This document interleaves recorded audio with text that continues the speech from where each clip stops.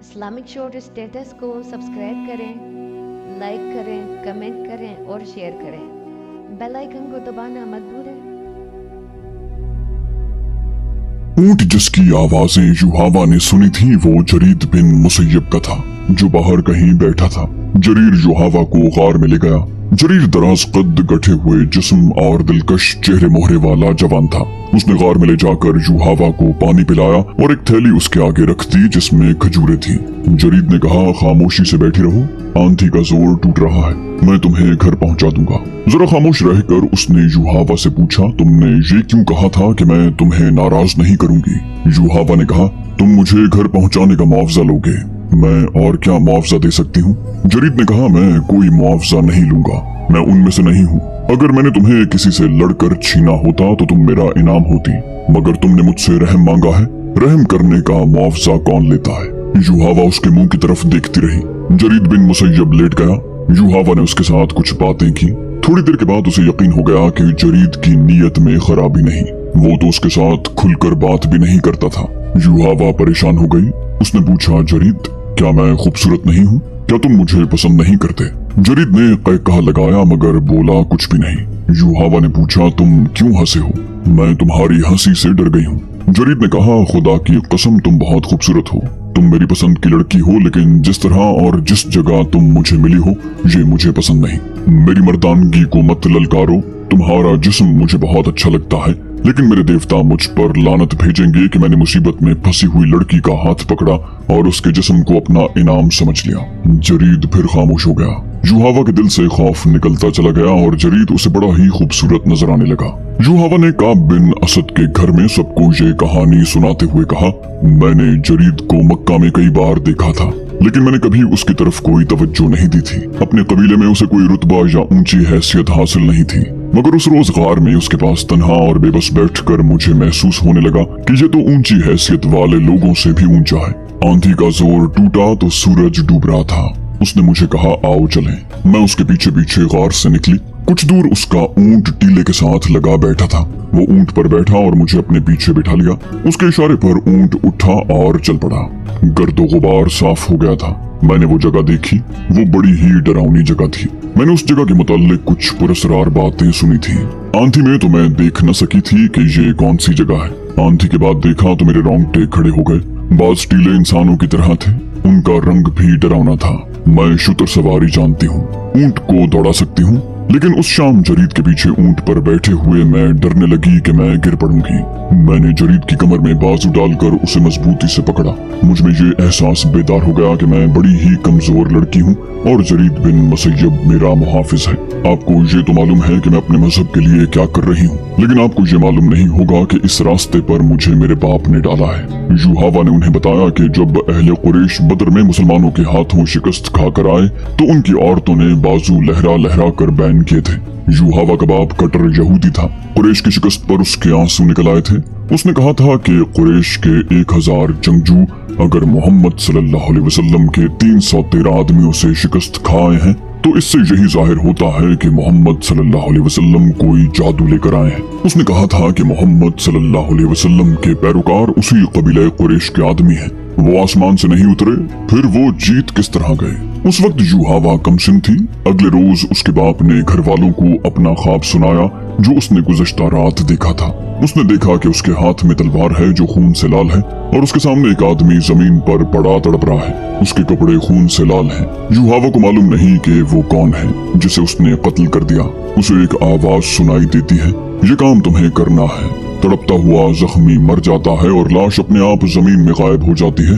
وہاں سے ایک بڑی خوبصورت اور کم سن لڑکی ابھرتی ہے جس کے ہونٹوں پر مسکراہٹ ہے۔ اس پر اس خواب کا ایسا اثر ہوا کہ وہ لیس بن موشان کے پاس چلا گیا اور اس سے خواب کی تعبیر پوچھی۔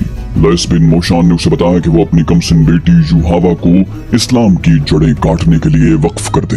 اس بوڑھے یہودی جادوگر نے یہ پیشن گوئی کی تھی کہ جس نے نبوت کا دعویٰ کیا یعنی نبی کریم صلی اللہ علیہ وآلہ وسلم وہ اس لڑکی کے ہاتھوں قتل ہوں گے یا یہ لڑکی ان کی نبوت کے خاتمے کا ذریعہ بنے گی۔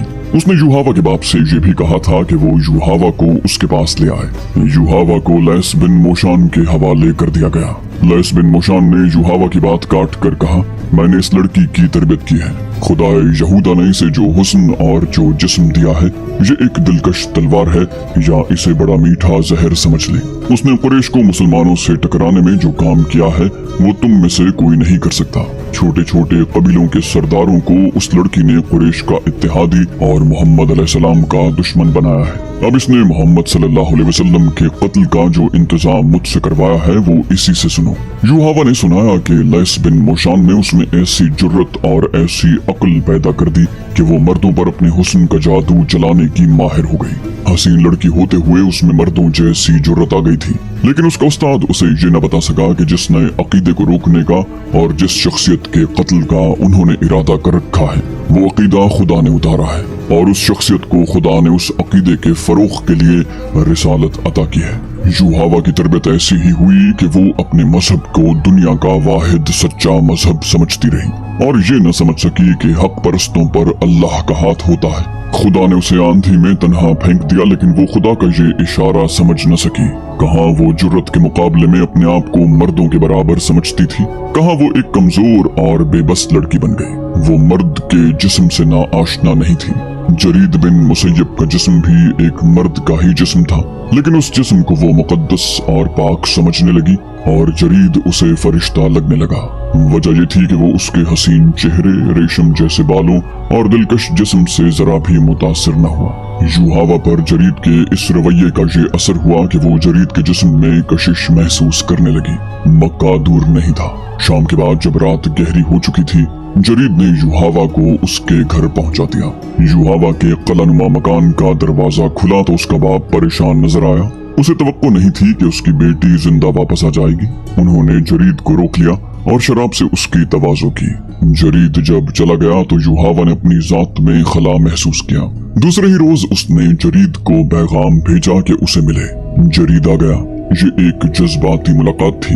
जरीद ने ये मुलाकात जज्बात तक ही रखी। उसके बाद उनकी मुलाकातें होती रहीं और जरीद के दिल में भी युहावा की मोहब्बत पैदा हो गई। ये मोहब्बत पाक रही। युहावा हैरान थी कि उसके अंदर पाकीज़ा और वालेहाना मोहब्बत के जज्बात मौजूद हैं। एक रोज जरीद ने युहावा से पूछा कि वो उससे शादी क्यों नहीं कर लेती। युहावा ने जवाब दिया, नहीं, मैं तुम्हारे जिस्म की पूजा करती हूँ। शादी हो गई तो जज्बात मर जाएंगे। जरीद ने उसे कहा, मेरी बेटियां हैं, बेटा कोई नहीं। मैं दूसरी शादी करना चाहता हूँ, मुझे बेटा चाहिए। युहावा सोच में पड़ गई। वो जरीद बिन मुसय्यब की ये ख्वाहिश पूरी करना चाहती थी। उसे एक रास्ता नजर आ गया। युहावा ने कहा, हमारा एक बुजुर्ग है, लैस बिन मोशान। उसके पास कोई इल्म है, उसके हाथ में कोई ताकत है। मुझे उम्मीद है कि वो अपने इल्म और अमल के जोर से तुम्हें उसी बीवी से बेटा देगा। तुम मेरे साथ चलो, वो मेरा अतालीक है। जरीद बिन मुसय्यब उसके साथ लैस बिन मोशान के पास जाने के लिए तैयार हो गया। उनकी दोस्ती दो आदमियों या दो औरतों की सूरत इख्तियार कर गई थी। वो जब इकट्ठे बैठते तो रसूल करीम सल्लल्लाहु अलैहि वसल्लम के खिलाफ बातें करते, इस्लाम के फरोख को रोकने के मंसूबे भी बनाते, लेकिन जरीद मुसलमानों के खिलाफ किसी जंगी कार्रवाई में शरीक न होता। युहावा को उसकी ये बात पसंद न थी। वो उसे उकसाती और भड़काती। जरीद बिन मुसय्यब ने उसे एक रोज फैसले के लहजे में कह दिया, मेरा मजहब तुम हो, तुम मेरी बीवी नहीं बन सकती तो न सही, मैं तुम्हें देखे बगैर जिंदा नहीं रह सकता। युहावा ने उसे कहा था, मैं तुम्हें एक राज बता देती हूँ जरीद, मैं किसी की भी बीवी नहीं बनूंगी। मेरे बाप ने मेरी जिंदगी यहूदियत के लिए वक्फ कर दी है। लैस बिन मोशान ने मुझे ये फर्ज सौंपा है कि इस्लाम के ज्यादा से ज्यादा दुश्मन पैदा करूं। मेरे दिल में अपने मजहब के बाद सिर्फ तुम्हारी मोहब्बत है। मुझे तुम अपनी मिल्कियत समझो। एक रोज जरीद युहावा के साथ लैस बिन मोशान से मिलने उसके पास चला गया। युहावा उसे लैस बिन मोशान के सामने ले जाने की बजाय पहले खुद अंदर गई और उसने लैस को साफ अल्फाज में बताया कि वो जरीद को मोहब्बत का देवता समझती है। उसने लैस बिन मोशान को बताया कि जरीद ने उसे मौत के मुंह से निकाला था। उसने लैस को बताया कि जरीद की बेटियां हैं, बेटा एक भी नहीं। युहावा ने पूछा, क्या आपके इल्म में इतनी ताकत है कि जरीद की बीवी के बदन से लड़का पैदा हो? लैस बिन मोशान ने कहा कि क्या नहीं हो सकता, पहले मैं उसे देखूंगा, फिर मैं बता सकूंगा कि मुझे क्या करना पड़ेगा। उसे मेरे पास भेज दो। युहावा ने उसे अंदर भेज दिया और खुद बाहर खड़ी रही। बहुत सा वक्त गुजर जाने के बाद लैस बिन मोशान ने जरीद को बाहर भेजकर युहावा को अंदर बुला लिया। बोला, जो शख्स तुम जैसी खूबसूरत और दिलकश लड़की के साथ इतना अरसा पाक मोहब्बत कर सकता है वो बहुत ही मजबूत शख्सियत का आदमी है, या वो इस कदर कमजोर शख्सियत का हो सकता है कि तुम्हारे हुस्न का जादू अपने ऊपर तारी करके तुम्हारा गुलाम हो जाए। युहावा ने कहा, जरीद मजबूत शख्सियत का आदमी है। लैस बिन मोशान ने कहा, जरीद की जात बहुत कमजोर है। मैंने तुम्हारे मुताल्लिक उसके साथ कोई बात नहीं की। मैंने उसकी जात में उतर कर मालूम कर लिया है, ये शख्स तुम्हारे तिलिस्म का असीर है। युहावा ने कहा, मुकद्दस अताली, आप उसके मुताल्लिक ऐसी बातें क्यों कर रहे हैं? मैं उसे एक बेटा देना चाहती हूँ। मुझे उसके साथ इतनी मोहब्बत है कि मैंने ये भी सोच रखा है कि मैं उसके बेटे को जन्म दूं। बूढ़े लैस ने कहा, नहीं लड़की, तुम्हारी कोख से उसका बेटा जन्म नहीं लेगा। ये शख्स जरिया बनेगा उस फर्ज का जो खुदाए यहूदा ने मुझे और तुम्हें सौंपा है। युहावा खामोशी से लैस बिन मोशान के चेहरे पर नजरें जमाए हुए थी। वो बोला, जिसे तुम अपनी मोहब्बत का देवता समझती हो, वो उस शख्स को कत्ल करेगा जो कहता है कि उसे खुदा ने नबुव्वत दी है। जरीद से ज्यादा मौजूद आदमी और कोई नहीं होगा। युहावा ने पूछा, क्या आप पेशन गोई कर रहे हैं? ये किस तरह कत्ल करेगा? लैस बोला, इसे मैं तैयार करूंगा। युहावा ने कहा, ये तैयार नहीं होगा। ये कहा करता है कि इसका कोई मजहब नहीं। मोहम्मद सल्लल्लाहु अलैहि वसल्लम को ये अपना दुश्मन नहीं समझता, कत्ल गारत को पसंद नहीं करता। बूढ़े लैस ने कहा, ये सब कुछ करेगा, इसके जहन पर मेरा कब्जा होगा। तुम मेरे साथ होगी। 3 रोज तक ये सूरज की रोशनी नहीं देखेगा। जब हम इसे बाहर निकालेंगे तो ये एक ही बात कहेगा, कहाँ है खुदा का नबी? वो हम में से है, मैं उसे जिंदा नहीं रहने दूंगा। युहावा ने रिंधियाई हुई आवाज में इल्तिजा की, मुकद्दस बाप, जरीद मारा जाएगा। ये वाहिद शख्स है। लैस बिन मोशान ने उसकी बात काटी, खुदा यहूदा से बढ़कर मोहब्बत के लायक कोई नहीं। तुम्हें ये कुर्बानी देनी होगी। जरीद अब मक्का वापस नहीं जाएगा।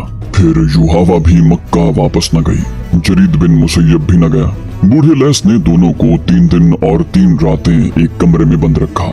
जरीद को अपने सामने बिठाकर उसकी आंखों में आंखें डाल दी, फिर उसे कुछ पिलाया और जेरे लब कुछ बड़बड़ाने लगा।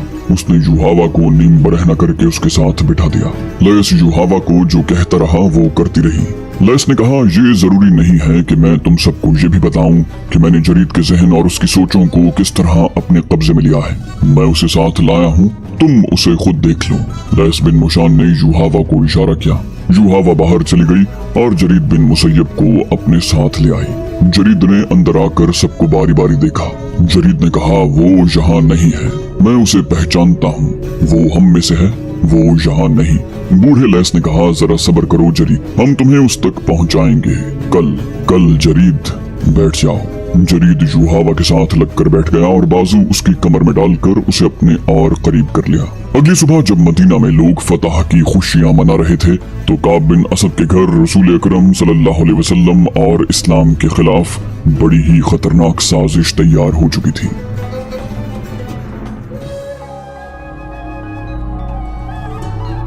रसूल करीम सल्लल्लाहु अलैहि वसल्लम को याद दिलाया गया कि बनु कुरैज़ा ने, जिसका सरदार काब बिन असद था, मदीने के मुहासरे के दौरान अहले कुरैश और गतफान के साथ जो खुफिया मुआहिदा किया था, जिसे नईम बिन मसूद रज़ियल्लाहु अन्हु ने बड़ी दानिशमंदी से बेकार कर दिया। ये वाक़या भी 2-4 रोज पहले का था, जिसमें रसूलुल्लाह सल्लल्लाहु अलैहि वसल्लम की फूफी हजरत सफिया रज़ियल्लाहु अन्हु ने एक यहूदी मुखबर को कत्ल किया था। ये मुखबर उस छोटे से किले में दाखिल होने का रास्ता देख रहा था जिसमें मुसलमानों की औरतें और उनके बच्चों को रखा गया था।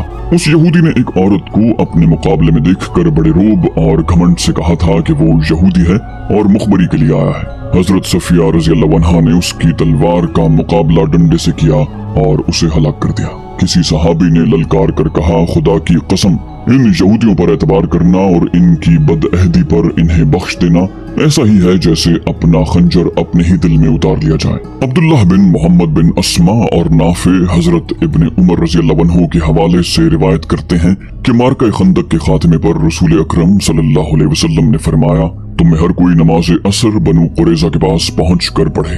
एक और हदीस में है जिसके रावी हजरत अनस रज़ियल्लाहु अन्हु हैं। उन्होंने कहा था, मैं अब तक लश्कर जिब्रील का गर्द गुबार बनु गनम में उड़ते हुए देख रहा हूँ। ये उस वक्त की बात है जब रसूल करीम सल्लल्लाहु अलैहि वसल्लम बनु कुरैज़ा को बदअहदी और धोखाधड़ी की सजा देने गए थे।